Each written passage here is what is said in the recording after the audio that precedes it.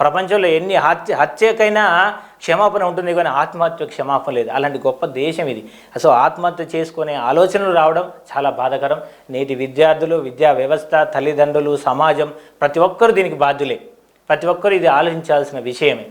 So ఈ విషయంలో మనం తెలుసుకోవాల్సింది ఏంది, ఒక విద్యార్థి ఒక కళాశాలలో ఎంతో ఒత్తిడికి గురై ఆత్మహత్య చేసుకున్న తర్వాత అదే విద్యార్థి తల్లిదండ్రులు మళ్ళీ పదే అక్కడికే పంపిస్తున్నారు.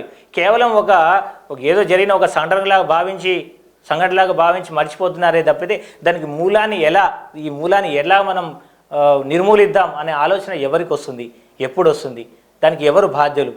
ఈరోజు గౌతమ్ అమ్మాయి చనిపోతే దానికి ఎవరు రెస్పాన్సిబిలిటీ? ఎంతో గొప్పని జీవితం ఆ పాప ఈరోజు బతుకుంటే గొప్ప జీవితంలో ఎన్నో గొప్ప శిఖరాలు అధిరోహించేదేమో. ఆ ఒక్క క్షణంలో బయటపడే అవకాశం ఎవరు ఇవ్వాలి? ఈ సమాజం ఇవ్వాలి, స్నేహితులు ఇవ్వాలి, తల్లిదండ్రులు ఇవ్వాలి, గురువులు ఇవ్వాలి. ఇంతమంది ఈ అవకాశాన్ని, ఆ ఒక్క క్షణాన్ని గనక దాటగలిగి ఉంటే ఈరోజు మన ఒక జీవితాన్ని మిగిలిపోయేది. ఒక గొప్ప బంగారు భవిష్యత్తు ఉన్న ఒక విద్యార్థి జీవితాన్ని బలి అవ్వడానికి కారణం ఈ సమాజమే. ఈ సమాజంలో ముఖ్యంగా నివసిస్తున్న ప్రతి ఒక్కరూ దీన్ని ఆలోచించాలి. ఇలా ఆలోచించగలిగిన నాడే మనం ఈ సమాజానికి రేపటి తరాన్ని గొప్ప వ్యక్తులుగా మారుస్తాం. చిన్న వాటికే భయపడితే మనం ఏమి సాధించలేం. ఒక చిన్న విషయానికి భయపడితే జీవితంలో ఎన్నో కోల్పోతాం.